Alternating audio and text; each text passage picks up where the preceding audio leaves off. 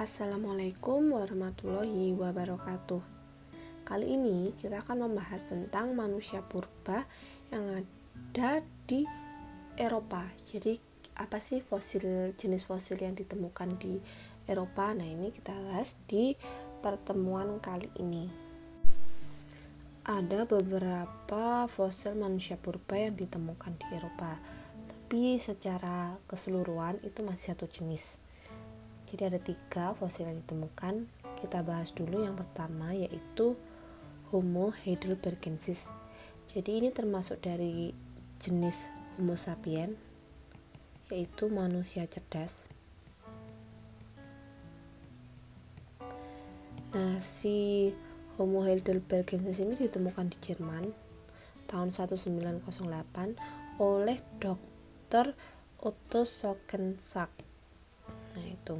Nah, ini adalah jenis tertua yang ditemukan di Eropa karena dia sebagai nenek moyang dari Homo neanderthalensis maupun Homo sapiens.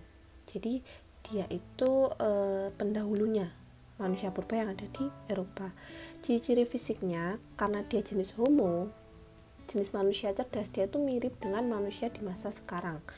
Yang pertama, volume otaknya itu sekitar itu, jadi mirip dengan manusia di masa sekarang. Tingginya juga sama, 180 sampai 210. Terus otot badan dan rangka tubuh lebih kuat.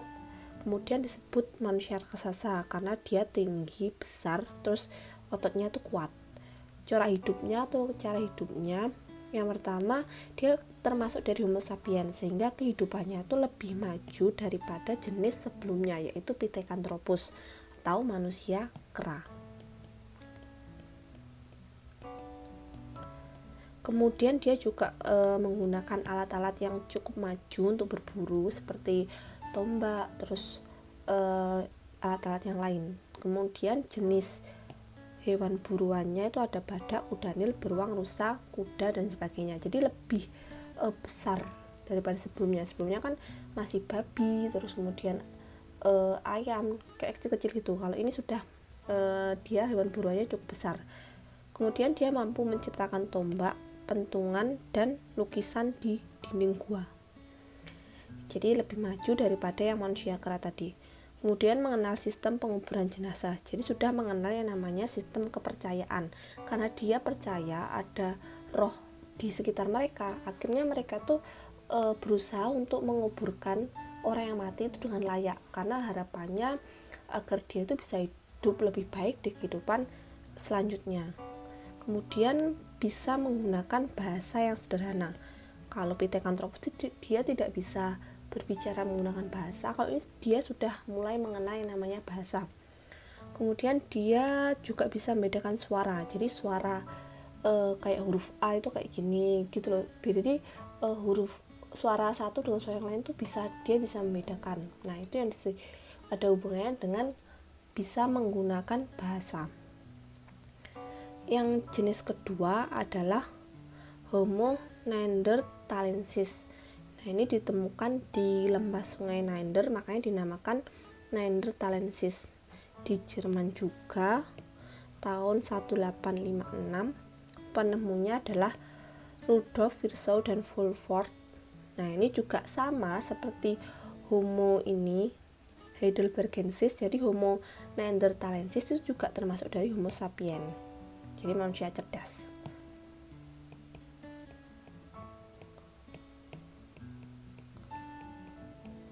Ciri-ciri fisiknya, dia rahangnya menonjol. Itu kalian bisa baca sendiri. Dahi rendah, pelipis menonjol, dagu tipis. Volume otaknya 1400 sampai 1500. Nah, juga mirip, bahkan lebih tinggi daripada yang Homo heidelbergensis karena si Homo neanderthalensis ini dia lebih muda daripada yang generasinya Homo heidelbergensis, makanya dia volume otaknya lebih banyak. Tinggi badannya itu 165 sampai 168 bagi pria, sedangkan bagi wanita 152 sampai 156. Terus kerangka tulangnya lebih kukuh dari manusia modern atau di masa sekarang karena mereka kan pekerjaannya berburu, makanya tulangnya lebih kuat. Jadi kayak gitu. Cara hidupnya yang pertama adalah menggunakan alat dari batu dan tulang. Cuma dari batu tapi juga dari tulang. Mengenal teknologi yang bernama api. Jadi mereka tuh bisa memasak karena mereka sudah bisa mengenal api. Kemudian mengenal yang namanya sistem kepercayaan dan juga sistem penguburan. Pokoknya sistem kepercayaan itu erat kaitannya dengan sistem penguburan. Karena dengan sistem kepercayaan itu mereka berusaha untuk menguburkan orang yang mati supaya rohnya tuh diterima gitu loh. Karena roh kan hubungannya dengan sistem kepercayaan. Nah, jadi kayak gitu. Terus mereka juga memiliki kemampuan untuk membangun rumah dari kayu. Kalau sebelumnya itu tinggalnya di gua terus diceruk kayak gitu. Nah, ini sudah menetap, tidak nomaden lagi, makanya mereka mengenal cara gimana itu bikin rumah dari kayu. Tetapi mereka itu tidak bisa melawan iklim dingin. Jadi cara mereka beradaptasi itu masih jelek, makanya mereka punah atau tidak ada lagi di masa sekarang karena cuaca ekstrim tadi tidak mampu melawan dingin yang sangat dingin di Eropa musim dingin itu. Kemudian ada juga penelitian yang bilang kalau mereka tuh punah gara-gara adanya penyakit endemik. Jadi penyakit endemik itu kayak penyakit yang muncul gara-gara virus. Jadi mirip dengan corona di masa sekarang. Dulu tuh juga ada kayak virus itu menyebar di masa lalu, kemudian menginfeksi manusia purba dan akhirnya mereka meninggal dan punah. Itu kayak apa ya ininya, penyebab kemunahan dari Neanderthalensis. Ada yang bilang seperti itu. Nah, itu untuk Homo neanderthalensis. Selanjutnya yang terakhir adalah Homo cro-magnon. Jadi dia ditemukan di Prancis tahun 1868 oleh Louis Lartet. Kalau sebelumnya yang ini Heidelbergensis di Jerman, Neanderthalensis juga di Jerman. Kalau yang ini Cro-Magnon itu ditemukan di Prancis. Nah, ini sama seperti pendahulunya. Jadi dia itu termasuk dari spesies Homo sapiens atau manusia cerdas. Jadi sudah bukan Pithecanthropus atau manusia kera lagi, tapi sudah masuk ke Homo sapiens atau manusia cerdas. Nah, dia itu kecerdasannya lebih tinggi dan juga tidak memiliki persamaan DNA dengan jenis yang sebelumnya, yaitu Homo heidelbergensis sama Neanderthalensis.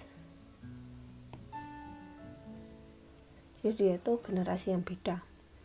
Terus ciri fisiknya dia tuh mendekati ras manusia modern di Eropa. Jadi ada yang bilang karena dia mirip dengan manusia modern di Eropa, itu sebagai nenek moyangnya sebagai ini Homo Cro-Magnon ini sebagai nenek moyangnya manusia di Eropa. Ada yang bilang kayak gitu. Nah, itu ciri fisiknya, dahinya vertikal, muka datar, maksudnya nggak terlalu menonjol kayak Pithecanthropus maupun generasi sebelumnya. Terus dagunya tampak nyata, rata-rata tinggi 165, kapasitas otaknya 1400 cc. Kemudian cara hidupnya itu menggunakan gua dan ceruk kecil untuk tinggal. Jadi ceruk itu cekungan di bawah karang, biasanya di pantai atau di tebing-tebing gitu. Nah, itu ditinggali oleh manusia purba jenis ini. Kemudian mereka mahir membuat lukisan di gua dan alat-alat dari batu. Jadi mereka sudah mengenal seni di masa ini. Kemudian mereka juga membuat alat untuk berburu dan menguliti hewan. Jadi lebih canggih karena mereka menjadikan kulit hewan sebagai pakaian. Nah, berarti mereka sudah menemukan teknologi yang dinamakan pakaian. Jadi mereka juga sudah merasa malu apabila tidak memakai pakaian. Pakaiannya lebih modern daripada yang sebelumnya karena si Homo Cro-Magnon ini dia menggunakan kulit hewan sebagai pakaiannya. Nah, itu tiga manusia purba yang fosilnya itu ditemukan di Eropa. Nah, kesimpulannya dari ketiga fosil itu tadi, semuanya yang ditemukan di Eropa itu adalah jenis Homo sapiens atau manusia cerdas. Jadi beda, kalau di Indonesia kan ada Meganthropus, manusia besar, kemudian Pithecanthropus, manusia kera, terus yang terakhir itu ada Homo sapiens, manusia cerdas. Dan kalau di Eropa itu yang ditemukan langsung cuma Homo sapiens aja, jenis Homo sapiens, jadi langsung jenis manusia cerdas. Jenis yang Pithecanthropus itu tidak ditemukan di Eropa. Jadi kayak gitu. Nah, ini kesimpulan secara keseluruhan dari pembelajaran manusia purba di Indonesia dan di dunia, yaitu ahli paleoantropologi atau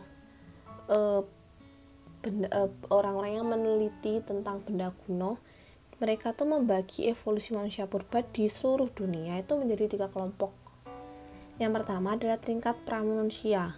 Jadi ini dia itu masih belum jadi manusia, belum termasuk kategori manusia, yaitu ditemukan fosilnya di Afrika Selatan yang dinamakan ini jenis Australopithecus atau manusia kera, yang dia itu memang benar-benar masih mirip dengan kera maupun simpanse, seperti hidupnya masih di pohon kayak gitu.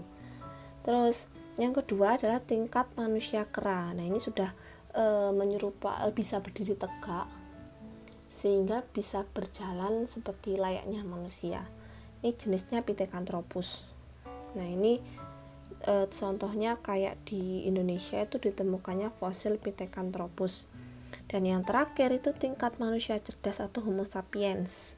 Nah, ini manusia sudah bisa bernalar atau berpikir sehingga disebut dengan manusia cerdas. Nah, kemungkinan kita itu masuk ke nenek moyang kita itu masuk ke kategori yang ini, yang Homo sapiens. Jadi kan nggak mungkin kalau bisa disamakan dengan manusia kera. Tapi itu masih banyak teorinya yang masih belum dibahas untuk lebih lanjut. Nanti bisa kita bahas di lain waktu. Nah, demikian, karena materinya sudah selesai, saya akhiri pembelajaran hari ini. Semoga bermanfaat. Wassalamualaikum warahmatullahi wabarakatuh.